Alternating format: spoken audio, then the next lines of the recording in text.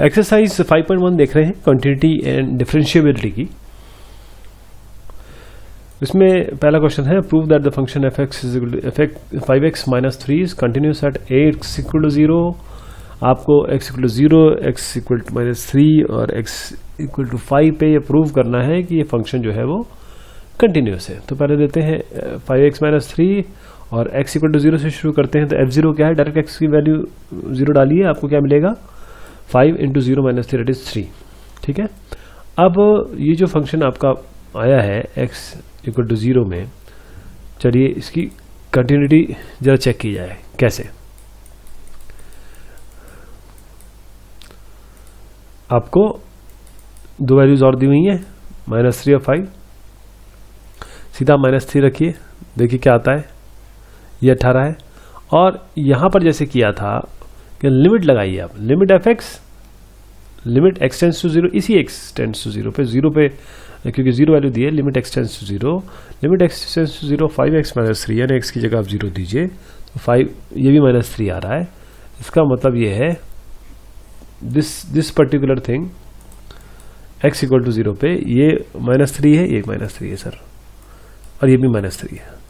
तो हमें क्या करना है कि पहले तो वैल्यू पे निकाल देना है, जैसे हमने यहाँ पर किया x इक्वल टू -3 पे -18 है, फिर लिमिट लगा देना है। लिमिट -3 मतलब x की जगह -3 रखना है।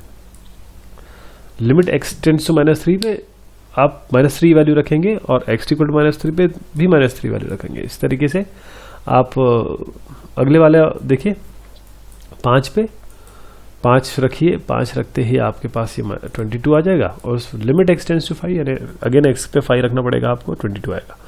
तो तीनों पे 0 -3 और 5 पे ये फंक्शन जो है वो कंटिन्यूस है। अब यहाँ पे कंटिन्यूटी बतानी है इस फंक्शन की, 2x² - 3 eight x equal to 3।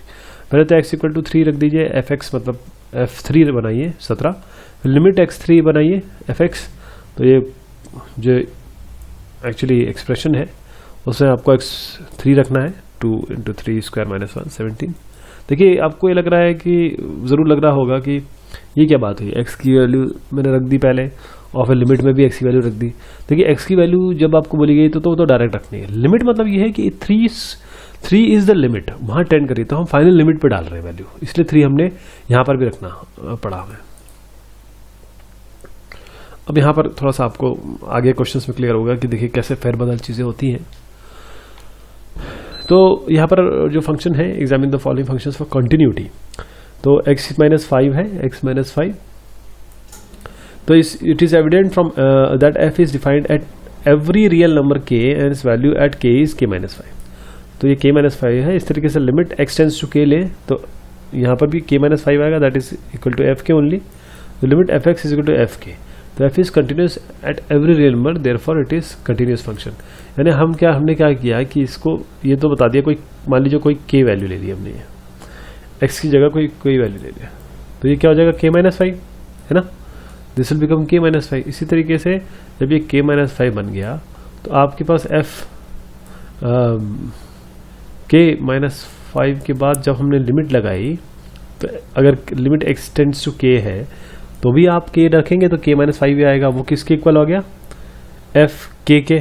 तो f x equal to f k, यानी limit x tends to k f x तो f k है, इसलिए ये एक continuous every real number and therefore it is a continuous function. अब यहाँ पर आइए, यहाँ पर x बोल दिया, अभी 5 नहीं हो सकता है ना, तो कुछ किसी k के लिए मानिए आप f k क्या हो गया 1/k-5 और सीधा k वैल्यू रखे तो क्या आएगा 1/k-5। तो लिमिट लगाने पर भी 1/k-5 और f k डायरेक्टली रखने के बाद भी 1/k-5, दोनों ही पॉइंट पे दोनों इक्वल हो रहे हैं, इसलिए f x equal to f k limit x tends to k। अब जो फंक्शन है वो है x² -25 बाय x + 5। और अब इसमें क्या करेंगे कि लिमिट x कोई भी for any real number c not equal to 5, किसी भी जिसके ऊपर के लिया था हमने c, यहाँ पर c मान लेते हैं। तो f लिमिट जो है x टेंड्स टू c।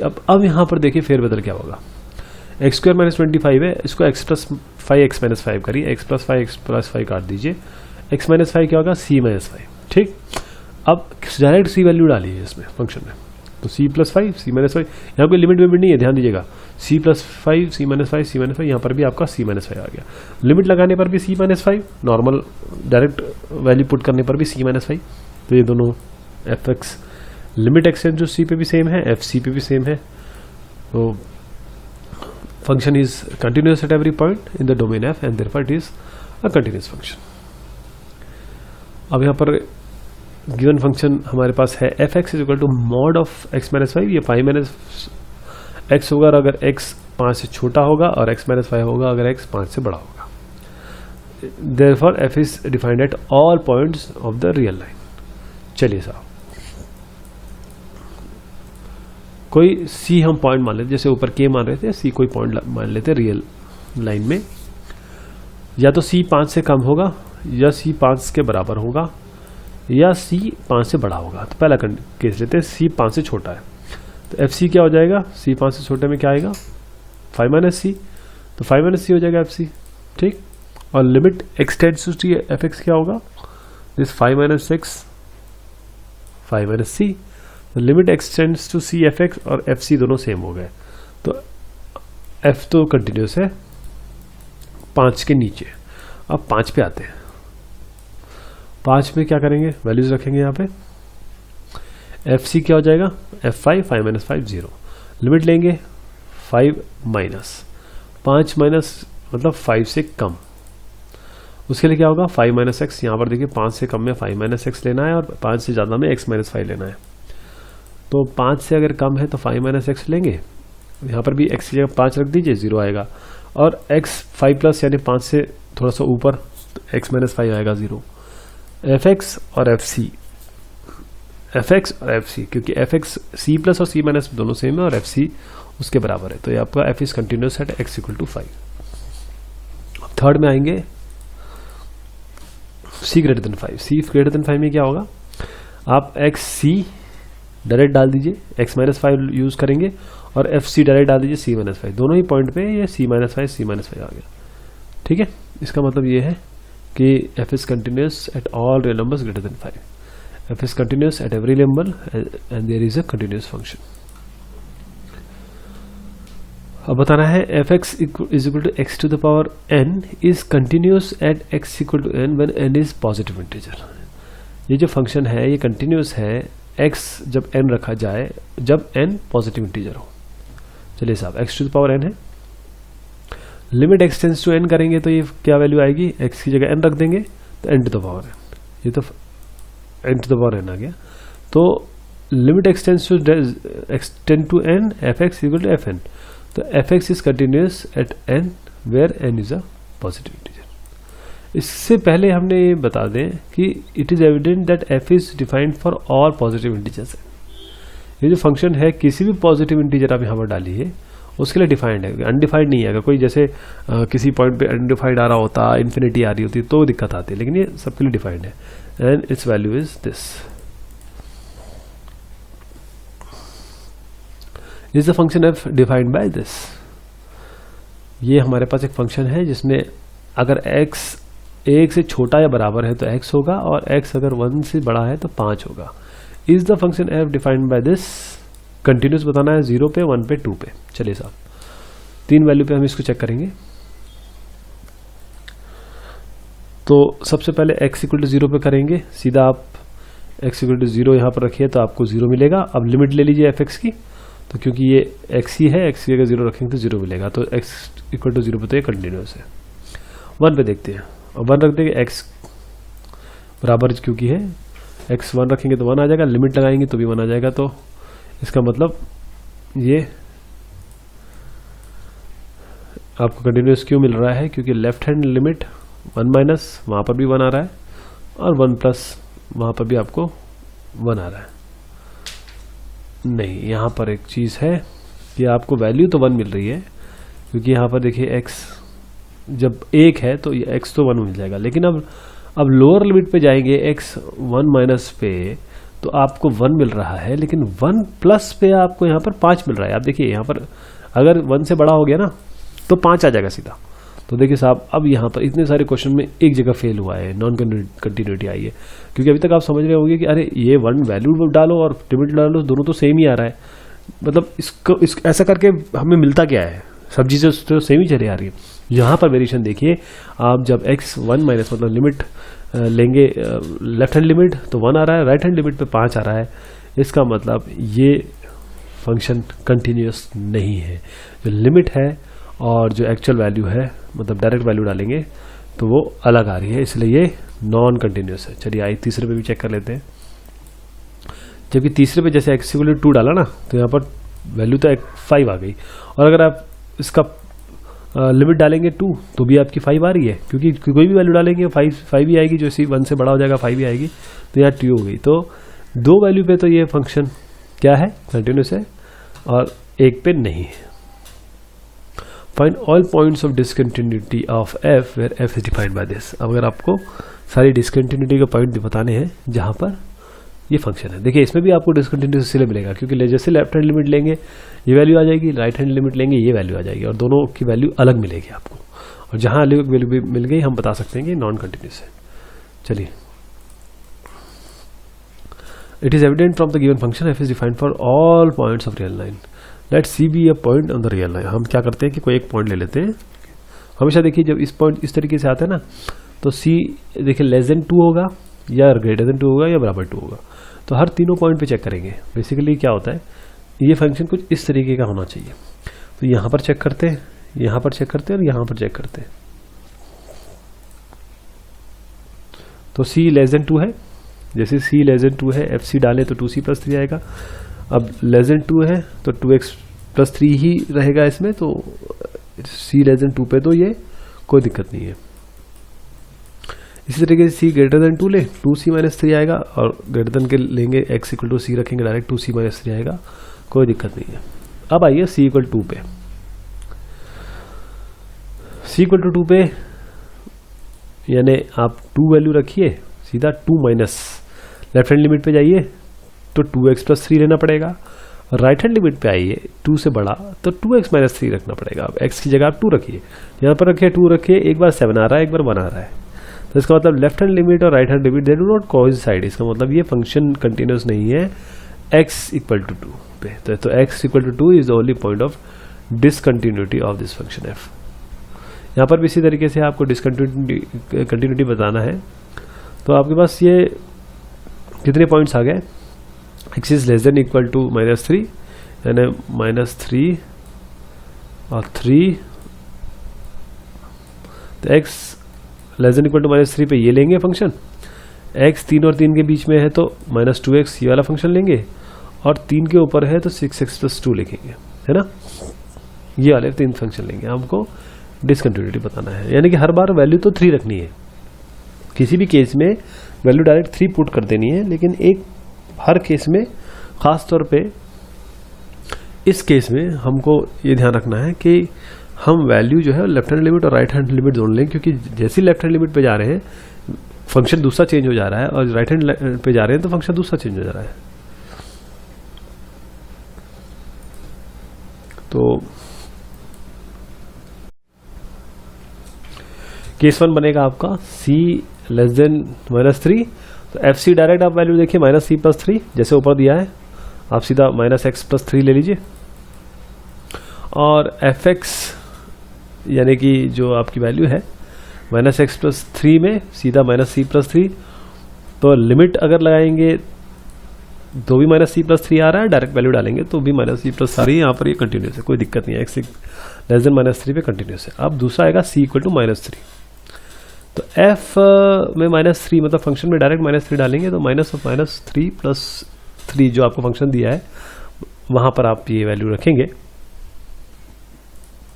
देखिए यहाँ पर बराबर है ना, तो -x + 3 रखेंगे, ये आ गया।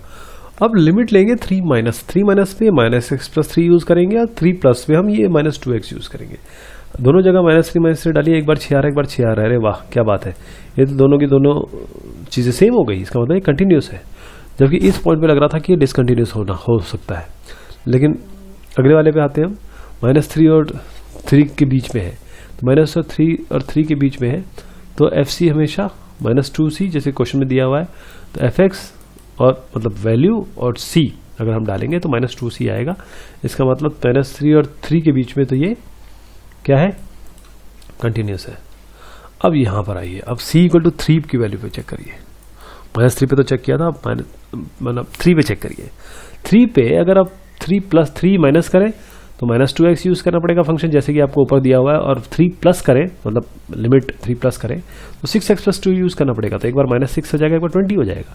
इसका मतलब दोनों मैच नहीं करने हैं, लिमिट ही मैच नहीं कर रही है, वैल्यू जो डालने की बाद में, तो इसका मतलब left and right hand limit of x at x = 3, ये 3 पे इस तरीके से लेफ्ट हैंड ये है, राइट हैंड ये, दोनों मैच ही नहीं कर रही है। इसका मतलब this is not continuous at x = 3, this function is not continuous.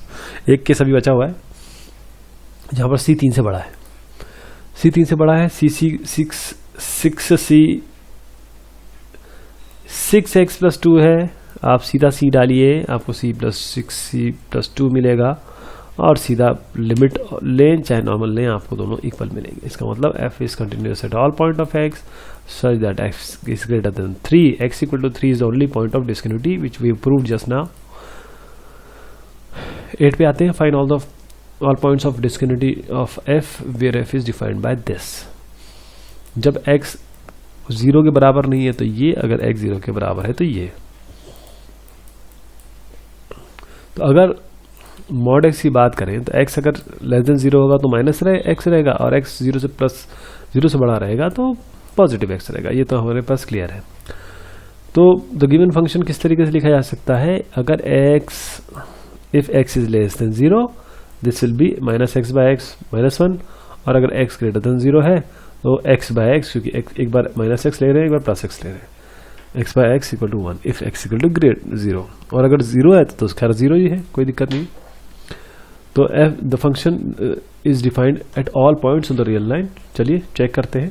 Case आपका पहला है, जो कोई c ले लेते हैं जो <0 है, <0 पे डायरेक्ट fc डालेंगे तो -1 आएगा, और ये limit extend to c fx, ये क्या आएगा, -1, दैट इज -1। तो fx = fc आ गया, यानी f कंटिन्यूस है, कोई दिक्कत नहीं है। जो वैल्यू डालेंगे या लिमिट लेंगे दोनों की वैल्यू सेम आएगी। चलिए c = 0 पे देखते हैं।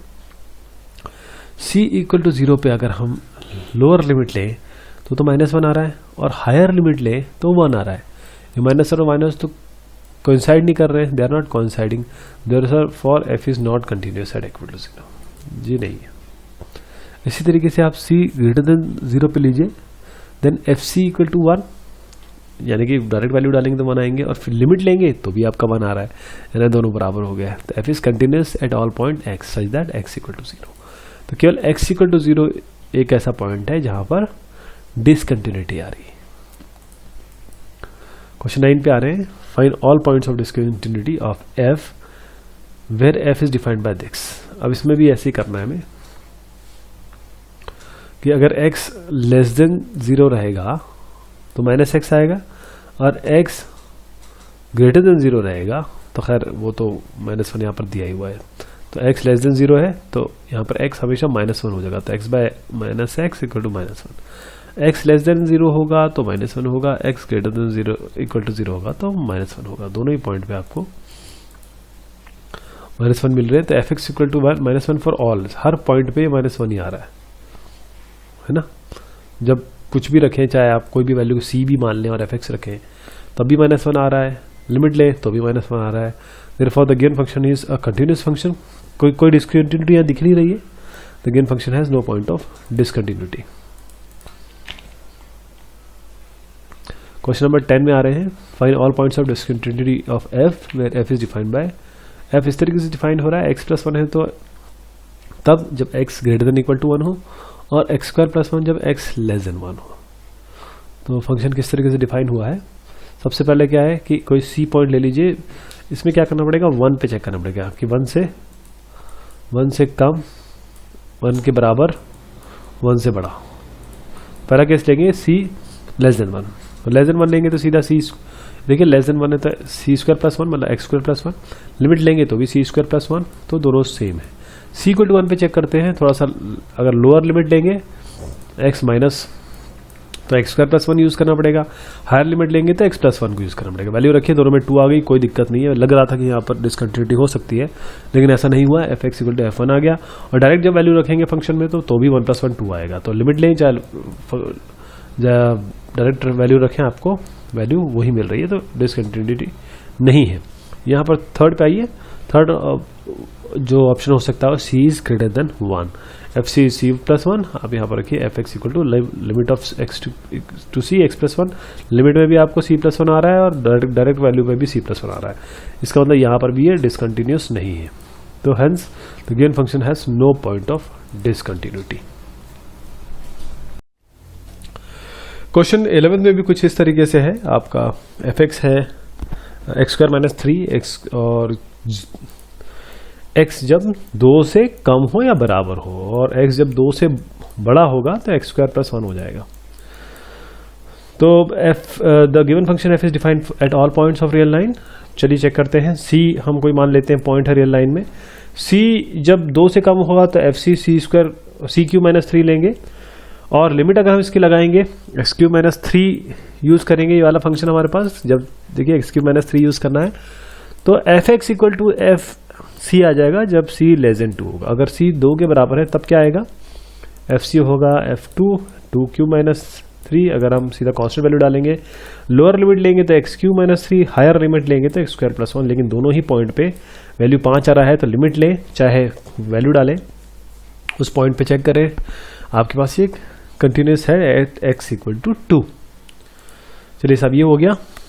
और c > 2 यहां पर चेक करें, एफ सी डालेंगे c² + 1 आएगा। अगर लिमिट लेंगे तो x² + 1 यानी c² + 1 आएगा। F x equal to F c हो गया। तो इसका मतलब ये कंटिन्यूस है at all point x > 2। Basically ये हर पॉइंट पे, मतलब जो भी 2 है उस 2 से नीचे, 2 के बराबर, 2 के ऊपर, ये कंटिन्यूस है। तो this function has no point of discontinuity whatsoever. Question 12 में आते हैं। Find all points of discontinuity of f where f is defined by. तो x 1 से बड़ा, 1 से बड़ा, 1 से छोटा, और 1 के बराबर, यानी 1 इससे बड़ा, इससे छोटा और इसके बराबर। यहां पर हमको चेक करना है। चलिए सबसे पहले पहला केस लेते हैं, जब कोई कांस्टेंट c या किसी c वैल्यू के ऊपर चेक करते हैं। c is < 1। जब c इज < 1 है तो एफ सी क्या होगा, c⁻10 - 1, यानी limit x → t c F x x⁻10 - 1 c⁻10 - 1। तो एफ एक्स एफ सी दोनों पे ये बराबर आ रहा है। F is continuous at all point at c such that x is < 1। c = 1 पे चेक करते हैं। अगर 1 से कम होगा तो हमें ये फंक्शन यूज करना पड़ेगा, 1 से बड़ा होगा तो हमें ये फंक्शन यूज करना पड़ेगा। ठीक है साहब। अब एक बार पे तो हमको 0 मिल रहा है, एक बार पे 1 मिल रहा है। इसका मतलब ये कोइंसाइड ही नहीं कर रहे हैं। Left hand limit, right hand limit जो कोइंसाइड नहीं कर रहे हैं, इसका मतलब it is observe that left hand side, right hand side जो x = 1 पे कोइंसाइड नहीं कर रहे हैं, ये कॉन्टिन्यूस नहीं है। अब 3 पे आते हैं। यहाँ पर 3 पे क्या है, एफ c² है, और सीधा x² पे रखें तो भी c², तो इस पॉइंट पे कॉन्टिन्यूस है। केवल x = 1 एक पॉइंट है जिसपे ये डिसकंटिन्यूस है। अब फंक्शन आपके पास है x + 5 अगर x 1 से कम है बराबर है, x - 5 अगर x 1 से बड़ा है। ये हमें बताना है कंटिन्यूस फंक्शन है कि नहीं। तो the given function f is defined at all point, let c be the point of the real line. c हम मानते हैं इसको। और उसके बाद क्या करेंगे कि पहला जो केस है c < 1, तो x c वैल्यू डालेंगे तो c++, और c+5, और लिमिट डालेंगे तो c+5, दोनों में बराबर हो गया। चलिए साहब, ये है असली चीज। c = 1 पे चेक करते हैं। c = 1 पे हमने चेक किया तो एफ एक्स आया आपका 1 + 5, क्योंकि x + 5 यूज करेंगे, यहाँ x - 5 यूज करेंगे तो -4 आएगी। बट 6/-4, इसका मतलब ये कोइंसाइड नहीं करता है। f is not continuous at x = 1। और जब c > 1 पे करेंगे तो आपको क्या मिलेगा, एक बार c - 5 मिलेगा, एक बार c - 5 मिलेगा, दोनों ही पॉइंट पे c - 5 मिलेगा। इसलिए यहाँ कोई दिक्कत नहीं है, यहाँ पर ये कंटिन्यूस है। केवल एक पॉइंट है x = 1 जिसपे ये डिसकंटिन्यूटी शो कर रहा है। 14 पे आएंगे, discuss the continuity of the function f is divide by. अब यहाँ पर क्या क्या है, 0 से 1 वैल्यू देखेगा, 0 से 1, 1 से 3 और 3 से 10। 0 से 1 में 3, 1 से 3 में 4 और 3 से 10 में 5। 0 से 10 तक का ही एक टोटल आपका ये फंक्शन है। तो केस 1 क्या है उसका, आप 0 को c को 0 और 1 के बीच में माने। तो देखिए इसमें तो कोई दिक्कत ही नहीं है, चाहे कांस्टेंट डालें चाहे कोई x डालें, ये तो 3 ही आ रहा है 0 से 1 के बीच में। अब 1 पे देखिए, 1 पे क्या है, थोड़ा सा लिमिट कम करिए ज़्यादा करिए, मतलब 1 से कम करिए 1 से ज़्यादा करिए। एक बार 3 आ रहा है एक बार 4 आ रहा है, इसका मतलब ये the value does not coincide, hence f is not continuous at x equal to 1। अब यहाँ पर 1 और 3 के बीच में चेक कर लेते हैं। 1 और 3 के बीच में तो कोई दिक्कत नहीं, क्योंकि चाहे FC डालें कांस्टेंट डालें चाहे आप लिमिट लें, 4 ही 4 आ रहा है, इसका मतलब यहाँ पर तो कंटिन्यूस है।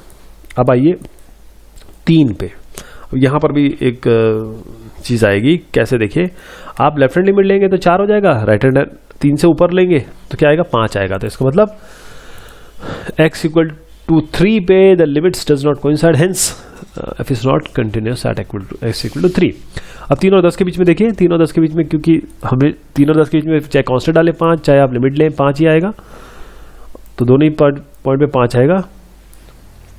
तो 1 और 3 पे ये फंक्शन कंटिन्यूस नहीं है। अब 15 पे चेक करते हैं, f क्या डिफाइन कर रहा है आपको, 2x 0 4x, कहाँ पर, यदि x लेस देन 0 है, x 0 और 1 है और x ग्रेटर देन 1 है। चलिए साहब, the given function is defined at all points of real line, let c be a point on the real line। Case 1 है आपका c लेस देन 0, fc क्या आ रहा है 2c, और fx यहाँ पर अगर लिमिट लें तो भी आपका 2x है, क्योंकि c डालेंगे तो 2c आएगा, तो limit left hand limit right hand limit दोनों बराबर हो गई। यहाँ पर तो कोई दिक्कत नहीं, कंटिन्यूस है। चलिए c इक्वल टू 0 पे चेक करते हैं। c इक्वल टू 0 पे चेक करेंगे तो अगर 0 से कम जाएंगे तो आपको 2x यूज़ करना पड़ेगा फंक्शन, और अगर x 0 के ऊपर जाएंगे तो 0 चेक करना पड़ेगा। तो एक बार 0 दो बार 0, इसका मतलब चाहे कांस्टेंट रखें चाहे लिमिट लें आपको 0 ही मिल रहा है। तो यहाँ पर भी ये कंटिन्यूस है। 0 से 1 पे चेक करें तो यहाँ तो कोई दिक्कत नहीं है, तो 0 ही वैल्यू आएगी। fx रखें तो भी 0 आएगी, fx इक्वल टू fc। अब 4th पे आते हैं, if x c equal to 1, c 1 पे चेक करते हैं तो यहाँ पर देखिए अगर 1 है 1 से थोड़ा सा कम लेंगे तो 0 यूज़ करना पड़ेगा, 1 से थोड़ा ऊपर लेंगे तो 4x यूज़ करना पड़ेगा। तो यहाँ पर 0 और 4 यहाँ पर डिसकंटिन्यूस हो गया। x इक्वल टू 1 पे ये फंक्शन डिसकंटिन्यू है, क्योंकि FC और F1 पे आपको 0 ही मिल रहा है, लेकिन यहाँ 0 और 4x वेरिएट कर रहे हैं, यानी कि the limits are not coinciding, hence the f is not continuous at x equal to 1। अब एक और केस बच गया है, c इज लेस देन 1। इसमें तो कोई दिक्कत नहीं है, इसमें 4c यानी 4x यूज़ करना है आपको, 4c 4x यहाँ यूज़ करेंगे तो x टेंड्स टू c पे, यानी कि जो लेस देन 1 है उस पर आपको दोनों चीज़ें सेम मिलेगी, चाहे कांस्टेंट या वैल्यू रखें c या फिर आप उसको लिमिट निकालें। तो केवल एक पॉइंट है x इक्वल टू 1 जिसमें ये फंक्शन डिसकंटिन्यूस हो जाएगा।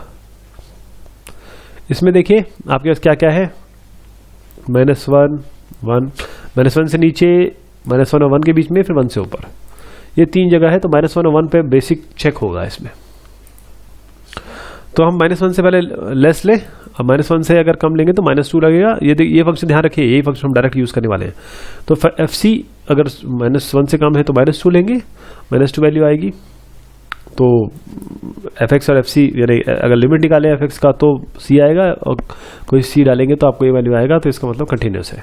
-1 पे आइए, -1 पे लेफ्ट हैंड लिमिट लेंगे तो -2 आएगा, राइट हैंड लिमिट लेंगे तो 2x आएगा। कांस्टेंट वैल्यू अगर हम डाल रहे हैं fc f-1 तो -2 आ रहा है, तो -2 और -2 दोनों ही पॉइंट पे कोई दिक्कत नहीं है, ये कंटिन्यूस है, क्योंकि left hand limit right hand limit दोनों कोइंसाइड कर रही है।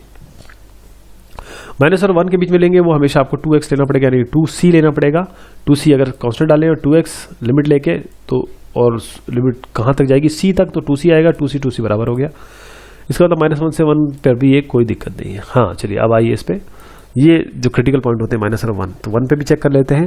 सीधा फंक्शन में डालिए तो 2 आएगा, लेफ्ट हैंड लिमिट लीजिए तो आपको यूज़ करना पड़ेगा 2x, राइट हैंड लिमिट पे आपको यूज़ करने का 2, यहाँ पर भी 2 आ रहा है, यहाँ पर भी 2 आ रहा है, तो इसका मतलब left hand limit right hand limit दोनों कोइंसाइड कर रही है। साथ में जो कांस्टेंट फंक्शन डाल रहे हैं तो भी आपका fx इक्वल टू fc हो गया। तो f is continuous at x equal to 2। अब c ग्रेटर देन 1, इसमें तो सब चाहे कांस्टेंट डालें तो भी 2 आ रहा है और लिमिट लेंगे तो भी 2 आएगा। तो ये जो फंक्शन है किसी भी पॉइंट पे डिसकंटिन्यूस नहीं है, it is continuous at all point, चाहे -1 हो चाहे 1 हो। अब क्वेश्चन नंबर 20 पे आ गए, find the relationship between A and B so that the function this is defined by, ये हमारे पास केवल ये चीज है 3 पे चेक करना है, 3 से कम, 3 से ज्यादा और 3 पे, is continuous at x equal to 3। चलिए साहब कंटिन्यूस करना है, तो आप अगर 3 से कम लेंगे तो ax प्लस बी, 3 से ज्यादा लेंगे 3b प्लस बी, ये लेना है। एक में आप इस x की जगह आप a डालिए, 3 डालिए, बल्कि x की जगह 3 डालिए, y की जगह 3 डालिए, तो 3a प्लस 1 3b प्लस 3। अब 3a प्लस 1 और 3b प्लस 1 ये दोनों बराबर होने चाहिए, ये दोनों बराबर होने चाहिए। यदि आपकी लिमिट कोइंसाइड करेंगे तभी तो कंटिन्यूस होगा, तो सीधा a is equal to b plus 2/3, ये आपका रिलेशनशिप हो जाएगा। अब लैम्डा निकालना है इस फंक्शन का, 0 बेसिक पॉइंट 0 है, 0 से देखिए साहब ये 0 है, 0 से कम, 0 से ज्यादा और 0 पे, तो कंटिन्यूस बताना है x इक्वल टू 0 पे। What about continuity at x equal to 1, पहले तो आप लैम्डा निकालना पड़ेगा, तो सीधा x इक्वल टू 0 पे लेफ्ट हैंड लिमिट निकालिए आपको, लैम्डा इंटू x² - 2x, यानी कि आप यहाँ पर जब वैल्यू रखेंगे तो आपको आएगा, क्योंकि देखिए लेफ्ट हैंड लिमिट पे आपको लैम्डा x² - 2x रखना पड़ेगा, राइट हैंड लिमिट 0 प्लस करेंगे तो ये वैल्यू रखनी पड़ेगी 4x + 1, दोनों पे 0 रख दीजिए, तो लैम्डा 0² - 2 × 0 = 4 × 0 + 1। इसका मतलब क्या होगा कि 0 = 1 = 0, विच इज नॉट पॉसिबल, ये तो पॉसिबल नहीं है। इसका मतलब there is no value of lambda for which f is continuous at x। हम निकालने चले थे लैम्डा की वैल्यू, जो कि आपको यहाँ देख के बोलेंगे कि अरे ये तो 0 होनी चाहिए, लेकिन ऐसा नहीं है, एक जगह 0 आ रहा है, एक जगह 1 आ रहा है, और उसको इससे भी तो चेक करना है। अगर डायरेक्ट वैल्यू डालेंगे तो भी तो चेक करना है, वो f0 है, तो एक जगह 0, एक जगह 1, एक जगह 0, no this is not possible, 0 = 1 = 0 is not possible. तो कोई ऐसा है ही नहीं जिसमें लैम्डा को हम कंटिन्यूस कर सके, इसीलिए इन्होंने क्वेश्चन में पूछा है कि चलिए साहब यहाँ नहीं तो 1 पे तो बताइए, 1 पे देखते हैं, डायरेक्ट वैल्यू रखिए 5 आएगा, लेफ्ट हैंड लिमिट या इसकी डायरेक्ट लिमिट डालिए तो 5 आएगा। तो f(x = f1) लिमिट डालो चाहे वैल्यू डालो, उस पॉइंट पे, उस वैल्यू पे जो कि 1 है, ये फंक्शन जो है कंटिन्यूस है। 19 पे आ गए, show that the function defined bye gx = x - x, ये ग्रेटेस्ट इंटीजर फंक्शन होता है at all integral point, here this is denotes the greatest integer less than और इक्वल टू x।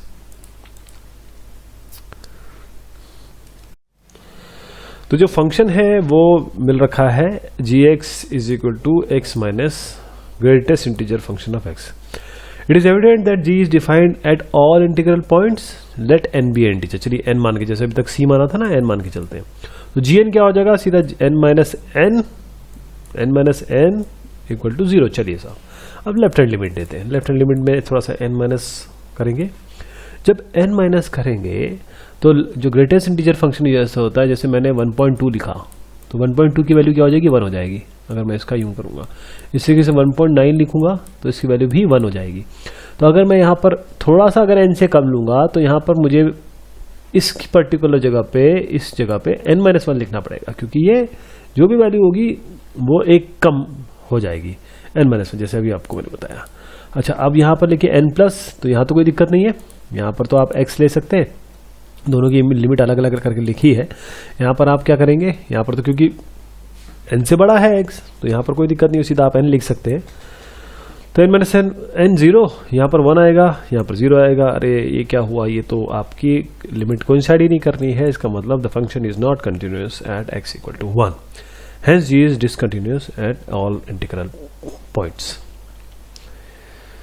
अब यहाँ पर है question number 20, is the function defined bye f(x) = x² - sin x + 5 is continuous at x = p, किसी p पे क्या ये continuous है। चलिए आप ये इक्वेशन लीजिए, सीधा आप p मानिए और x = पाई पे चेक करिए। ये जो पाई है बेसिकली दिस इज पाई पे चेक करिए। आप जैसी पाई पे चेक करेंगे तो सीधा वैल्यू रख दीजिए, ये कोई पी तो हो नहीं सकता, this is a pi, okay, ये पाई है। तो पाई रखिए हम यहाँ पे, सीधा x इक्वल टू पाई रखिए, वैल्यू निकालिए, पाई स्क्वायर प्लस 5 आएगा। थोड़ा लोअर लिमिट पे जाइए, लोअर लिमिट पे जाइए, हम x की जगह पाई प्लस h लिख रहे हैं जिसमें h टेंड्स टू 0 कर रहे हैं, ठीक। तो let x tends to pi, that is evident that h tends to 0। हमने x की जगह पाई प्लस h रखेंगे, तो यहाँ पर पाई प्लस h रख दे रहे हैं x की जगह, और h टेंड्स टू 0 दिखा रहे हैं। तो यहाँ पर एक एक करके अलग कर लीजिए, अलग करते देखेंगे ये, तो इसमें तो कोई दिक्कत नहीं है, तो पाई प्लस 0 होल स्क्वायर आ जाएगा। यहाँ पर है साइन ए कॉस बी क्लॉस से साइन बी, इसको इससे खोल दीजिए, यहाँ पर भी 5 हो जाएगा, ये तो कांस्टेंट है, इसमें कोई फर्क नहीं पड़ेगा। यहाँ पर लिमिट h टेंड्स टू 0 लगाइए, यहाँ लिमिट h टेंड्स टू 0 लगाइए, यहाँ पर कॉस 0 हो जाएगा, यहाँ पर साइन 0 हो जाएगा, यहाँ पर तो आपको 0 मिल जाएगा, यहाँ पर -1 मिलेगा, ये भी 0 मिल जाएगा। तो पाई स्क्वायर प्लस h, तो चाहे आप पाई लें चाहे डायरेक्ट वैल्यू डालें, आपको वैल्यू सेम मिलेगी। तो x इक्वल टू पाई पे ये फंक्शन इज कंटिन्यूस। आप कंटिन्यूटी बताएंगे इन सब फंक्शंस के बारे में। तो it is known that if g and h are two continuous functions then g plus h, g minus h and g dot h are also continuous, ठीक। तो it has to be proved that gx equal to sine x, hx equal to cos x are continuous function. अब जैसे हम ये continuous function बता देंगे तो हम इसको gx बोल देते हैं, इसको एक और बोल देते हैं hx। ये दोनों का सम है, gx प्लस hx हो गया, gx माइनस hx हो गया, gx इंटू hx हो गया, है ना। तो हम gx और hx के बारे में पहले बात करेंगे, उनको अगर हम प्रूव कर देंगे तो आगे फिर इनकी कंटिन्यूटी हम आराम से डिफाइन कर देते हैं। तो चलिए साइन x के बारे में कहें, कोई कांस्टेंट वैल्यू c, हम क्या करते हैं x की जगह c प्लस h रख देते हैं और बोलते हैं कि साहब h tends to 0। Sine cos में ऐसे ही करना पड़ता है जैसे पाई प्लस h अभी ऊपर लिखा था। तो gc आप कोई कांस्टेंट वैल्यू डालिए तो आपका साइन c आएगा, और अगर आप gx की लिमिट निकालें तो x टेंड्स टू c, यहाँ पर आप करिए h टेंड्स टू c और x की जगह c प्लस h डाल दीजिए। Sine A cos B plus cos sine B से खोलिए इसको, लिमिट अंदर अलग अलग डालिए, यहाँ पर आपको तो 0 मिल जाएगा, यहाँ पर आपको साइन c मिलेगा। अरे वाह, left hand side right hand side दोनों बराबर आ गए, इसका मतलब कंटिन्यूस है। कॉस एक्स पे आइए, कॉस एक्स में क्या करेंगे कि डायरेक्ट वैल्यू डालेंगे, पहले hx माना है ना, तो hc कोई कांस्टेंट वैल्यू डालिए तो cos c आ जाएगा। लेकिन जैसे ही आप x टेंड्स टू c लेंगे और यहाँ पर x की जगह आप c प्लस h रखेंगे तो आपको h टेंड्स टू 0 रखना पड़ेगा। तो cos a cos b minus sine a sine b open करिए, यहाँ पर आप जैसे आएंगे तो आपको यहाँ पर ये 0 मिल जाएगा, ये cos c आ जाएगा। तो साहब यहाँ पर भी बेहतरीन हो गया, लेफ्ट हैंड साइड और राइट हैंड साइड की कोई बात नहीं, लिमिट डायरेक्ट आपको कांस्टेंट वैल्यू के बराबर होगी तो ये कंटिन्यूस फंक्शन हो जाएगा। और जब ये दोनों चीज़ मिल गई तो इन दोनों को साइन एक्स कॉस एक्स हमने एक बार बता दिया कि दोनों कंटिन्यूस फंक्शन है, साइन एक्स कॉस एक्स को जोड़िए तो भी कंटिन्यूस फंक्शन है, साइन एक्स कॉस एक्स को डिफरेंस लीजिए तो भी कंटिन्यूस फंक्शन है, और साइन एक्स और कॉस एक्स को मल्टीप्लाई करिए तो भी कंटिन्यूस फंक्शन है।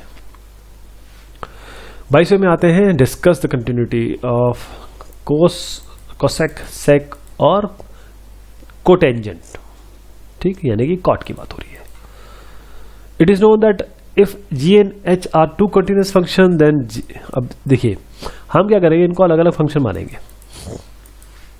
तो hx बाई gx, अगर gx नॉट इक्वल टू 0 होगा तो कंटिन्यूस होगा, 1 बाई gx, अगर gx नॉट इक्वल टू 0 होगा तो कंटिन्यूस होगा, 1 by hx, hx not equal to 0 होगा तो कंटिन्यूस होगा, ठीक है। साइन एक्स कॉस एक्स तो हम ऑलरेडी बता चुके हैं कि कंटिन्यूस है। अगर ये क्वेश्चन आपका अलग से आए तो आप वो वाला अभी जस्ट इसके पहले जो क्वेश्चन है उसको देखिएगा, उसी तरीके से साइन एक्स और कॉस एक्स को हम कंटिन्यूस प्रूव कर सकते हैं।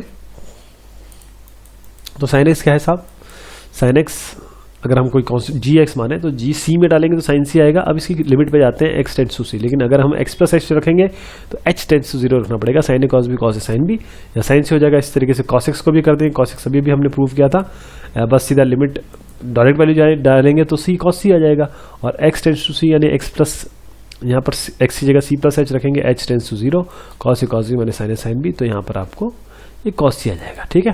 तो आपके पास एच एक्स कॉस एक्स आ गया। तो कॉस एक, अब देखिए साइन और कॉस एक्स हमने प्रूव कर दिया, ऊपर वाली चीज मैंने दोबारा रिपीट कर दी। अब कोसेक एक्स क्या होता है, 1 by sine x, sine x not equal to 0 is continuous, यानी कि cosec x not equal to n pi is continuous. अगर एन पाई अगर किस जगह पे साइन एक्स 0 होता है? साइन एक्स तब 0 होगा जब किसी पाई वैल्यू मतलब 180 360 इस तरीके से आएगा या 0 पे आएगा, जीरोस। अगर ये वैल्यू हटा दी जाए तो कंटिन्यूस हो जाएगा। और कोसेकेंट क्या होगा? कोसेक भी ये इसी तरीके से है आपका 1/sin, तो x इक्वल टू n pi n not equal to 0, तो इसलिए ये वाली पहली चीज हो गई। अब चलिए सेक की बात करते हैं। सेक क्या है? 1/cos पाई। कॉस पाई क्या होगा? कब 0 होगा? कॉस पाई तब 0 होगा जब 2n प्लस 1 इंटू पाई/2 वैल्यू डाली जाएगी इसमें। बस इन्हीं को हटा दें, इसको except, second is continuous, except this. अब cos x और cot x पे आ जाए। cot x क्या होता है? cos x by sin x। अब इसमें भी cos x से ऊपर है, कोई दिक्कत नहीं है, लेकिन sin x 0 नहीं होना चाहिए। sin x 0 कब होगा? जब x इक्वल टू n पाई होगा, बस x इक्वल टू n पाई पे। तो cot, ये sin और cos के बिहाफ पे हमने sin और cos को कंटिन्यूस बोला और उसके बाद केवल ये वैल्यू चेक कर ली, ये तीनों, और इससे बता दिया कि देखिए साहब इन वैल्यू पे ये कंटिन्यूस नहीं है, बाकी सब वैल्यू पे ये कंटिन्यूस है। अब यहां पर आते हैं, find the points of discontinuity of f where fx equal to sin x by x और ये x plus 1 if x less than 0 x greater than equal to 0। चलिए आप 0 पे चेक करना है बेसिकली। तो ये 0 पे c कोई भी कांस्टेंट अगर हम माने रियल नंबर पे, और ये माने कि चलिए ऑल पॉइंट्स रियल नंबर पे डिफाइंड है, तो c कोई कांस्टेंट जो ले रहे हैं वो 0 से कम लेंगे, 0 के बराबर लेंगे, 0 से ऊपर लेंगे, तो c लेस देन 0 पे लेंगे। This is fc sin c by c। चलो यहाँ तो sin c बाई c आ गया, लेकिन अगर लिमिट लेंगे तो sin c बाई c करना पड़ेगा, तो यहाँ तो 0 पे तो कोई दिक्कत नहीं है। ग्रेटर देन 0 पे लीजिए c plus 1, limit x tends to c fx, और fx यहाँ पर आप सीधा आपको x प्लस 1 लेना पड़ेगा क्योंकि 0 के ऊपर आ गए आप, तो x प्लस 1 लेंगे, c प्लस 1, यहाँ पर भी c प्लस 1, यहाँ पर भी c प्लस 1, यानी fx इक्वल टू fc। अब आइए c इक्वल टू 0 पे, असली जो चेक होता है ना वो इसी पे होता है, ग्रेटर देन 0 लेस देन पे नहीं होता, डायरेक्ट उस वैल्यू पे होता है जहां की लिमिट है। तो चलिए यहां पर चेक करते हैं, क्योंकि जब 0 से नीचे जाएंगे तो sin x by x use करना पड़ेगा, जब 0 से ऊपर जाएंगे तो x प्लस 1 यूज करना पड़ेगा। अब वैल्यू डालिए आप इस पे 0, ये बना जाएगा, ये भी बना जाएगा। अरे वाह, इसका मतलब ये कंटिन्यूस है x इक्वल टू 0 पे, c इक्वल टू 0 पे भी कंटिन्यूस है। तो ये फंक्शन जो है basically it can be concluded that f is continuous at all point of the real line, thus f has no point of discontinuity. अब question number 24 पे आ रहे हैं, determine if f is defined by fx is equal to x square sine 1 by x। चलिए x not equal to 0 पे ये है, x equal to 0 पे है, ये है, ठीक है। अब केस 2 बनाएंगे, या नॉट इक्वल टू होगा, नॉट इक्वल टू में c square sine 1 by c, अगर c रखेंगे, और अगर हम लिमिट लेंगे तो भी c स्क्वायर 1 बाय c, तो यहाँ तो कोई दिक्कत नहीं है। हाँ, अब c इक्वल टू केस 2 है, अगर c इक्वल टू 0 हो तो f0 पे तो 0 आ जाएगा।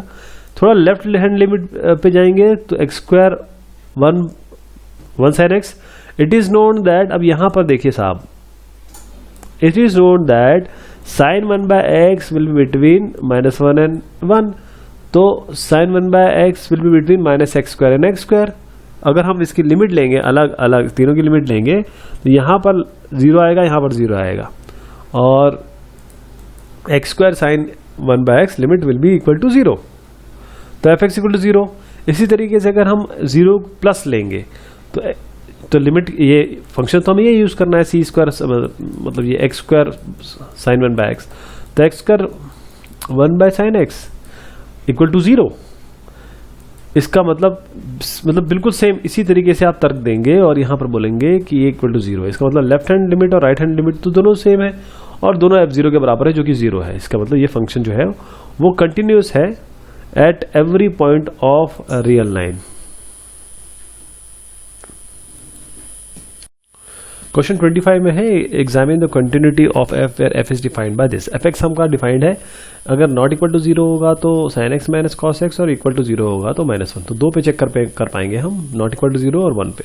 तो सबसे पहले मान लीजिए कि f is defined at all points of real number, c को एक रियल नंबर ले लीजिए, सीधा केस 1 केस 2 बनाइए। केस 1 बनेगा c not equal to 0, case 2 बनेगा c equal to 0। c not equal to 0 में सीधे fc मतलब कॉन्स्टेंट डालिए, जो भी रियल नंबर है, sin c minus cos c, और x टेंस टू c में आपको sin c minus cos c मिलेगा, क्योंकि सी नॉट इक्वल टू 0 है। तो एफ एक्स और एफ सी दोनों बराबर हो गए, क्योंकि एक्स जो नॉट इक्वल टू 0 होगा। अब आइए एक्स जीरो पे सी इक्वल टू 0 सीधा डालिए, तो एफ जीरो आपको -1 मिल जाएगा। कैसे? Sine 0 minus cos 0 that will be -1। अब थोड़ा इस लिमिट पे आइए, 0 माइनस पे। 0 माइनस पे क्या होगा? यहाँ पर भी साइन 0, यहाँ पर भी कॉस 0, और 0 प्लस पे क्या आएगा? यहाँ पर भी साइन 0, यहाँ पर भी कॉस 0, यानी दोनों पॉइंट पे -1 आएगा। इसका मतलब ये कंटिन्यूस है x इक्वल टू 0 पे। इसका मतलब ये फंक्शन कंटिन्यूस है। अब find the values of k so that the function f is continuous at the indicated point. x equal to π/2 पे ये इंडिकेटेड पॉइंट है, इस पे हमको बताना है कि ये कंटिन्यूस है कि नहीं। तो π/2 से के बराबर नहीं है तो ये यूज करेंगे, π/2 के बराबर है तो ये यूज करेंगे।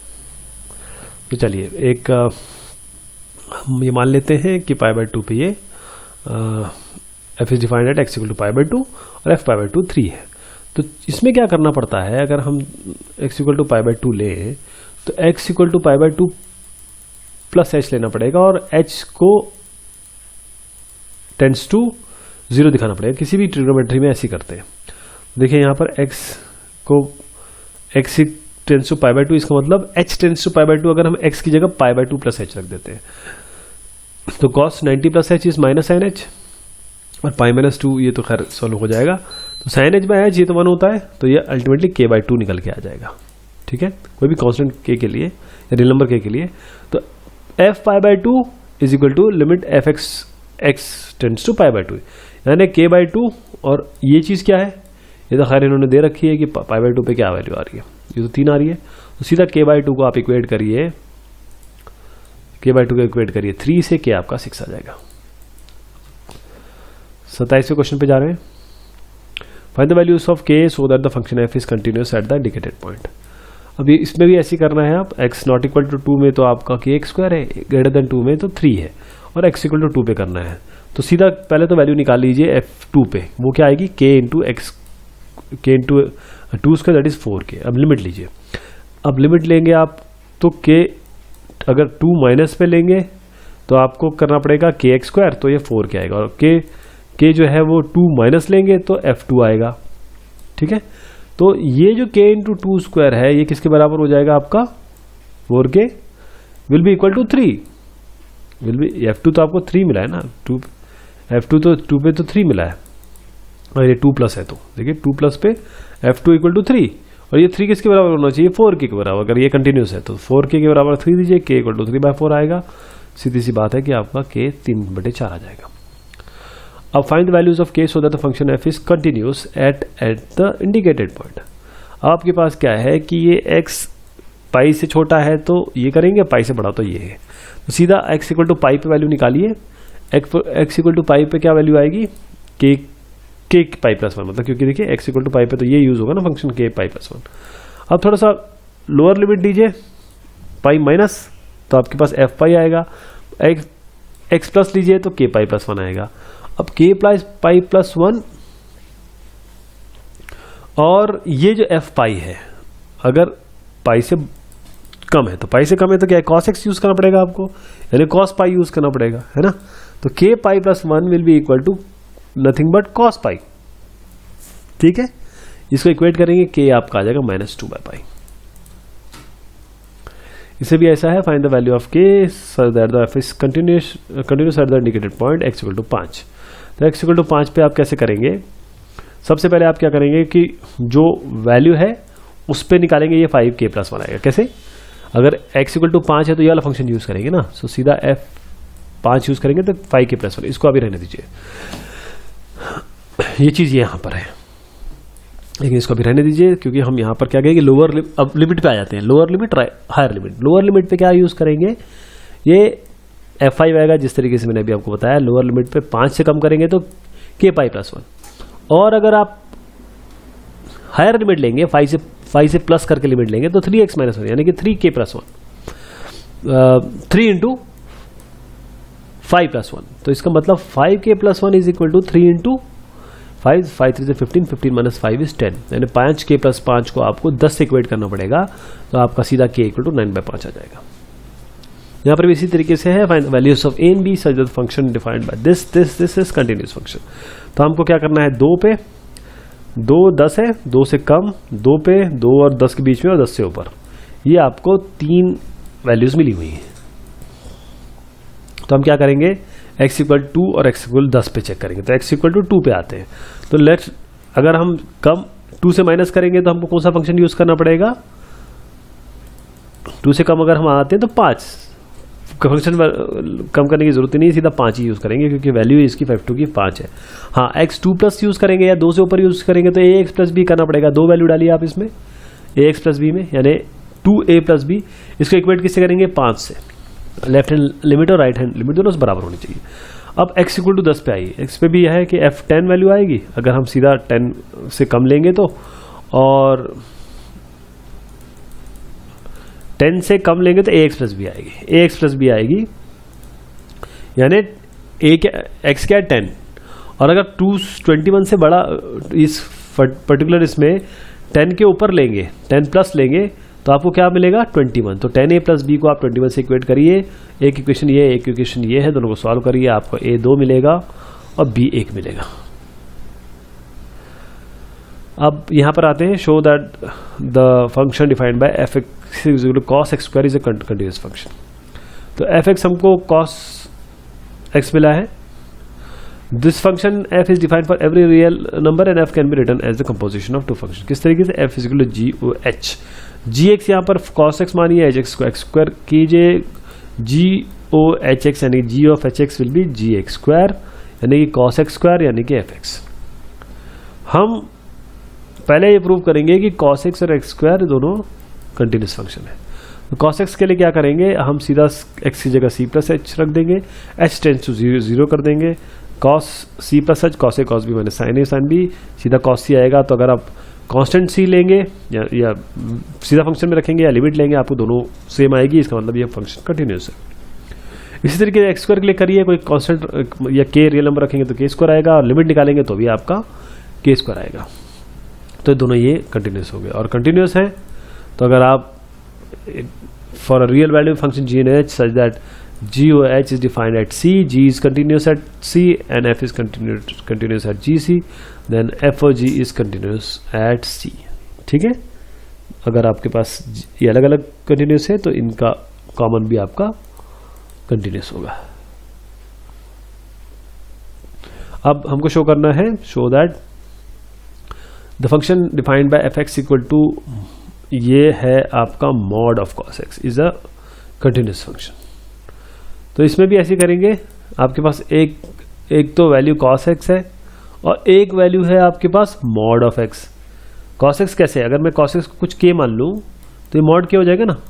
तो इसमें दो फंक्शन एक साथ हैं, एक तो cos x के अलग निकालना है, मॉड के लिए अलग निकालना है। तो let's check for mod x and cos x। तो मॉड x के लिए क्या करते हैं, मॉड x क्या होगा, अगर x लेस देन 0 है तो माइनस x होगा, और अगर x greater than equal to 0 है तो x होगा। तो लेस देन 0 से चेक कर ले, लेस देन 0 पे आपके पास माइनस c आएगा और ग्रेटर देन 0 पे आपका क्या आएगा, प्लस c आएगा। ये ग्रेटर देन 0 पे आपका c आएगा, माइनस c एंड c। तो इसका मतलब ये है c लेस देन 0 ले तो भी दोनों पॉइंट पे c डाले चाहे लिमिट डाले माइनस c आ रहा है, और ग्रेटर देन 0 ले तो आपका c डाले मतलब फंक्शन में, या फिर आपको लिमिट ले तो भी सेम आ रहा है। इसका मतलब ये तो फंक्शन कंटिन्यूस है, ये तो फंक्शन कंटिन्यूस होगा। अब देखिए इसको हम c इक्वल टू 0 पे चेक करते हैं। तो 0 डालेंगे तो 0 होगा, 0 से कम जाएंगे तो भी 0 आ रहा है, 0 से ऊपर जा रहे हैं तो भी 0 आ रहा है, क्योंकि एक बार माइनस एक्स है एक बार x है, लेकिन 0 आ रहा है केवल 0 पे। ये माइनस 0 0 तो एक ही होते, इसलिए ये तो कंटिन्यूस हो गया। अब cos h पे आए, cos h तो अभी हमने कई बार प्रूव कर दिया, लेकिन फिर भी किसी cos x की जगह c प्लस एच रखें और h टेंड्स टू 0 कर दें, इसको ओपन करें, cos c आएगा, और अगर कोई c वैल्यू डालें फंक्शन में तो भी hc आएगा। इसका मतलब ये cos x कंटिन्यूस है और आपका मॉड x भी है। तो GOHX, GX और HX दोनों हमने बता दिया कि क्या है, कंटिन्यूस है। तो mod of cos x will also be a continuous function. Sine mod x, यानी पहले आपको मॉड एक्स बताना पड़ेगा फिर साइन एक्स बताना पड़ेगा। बिल्कुल सेम चीज़ है।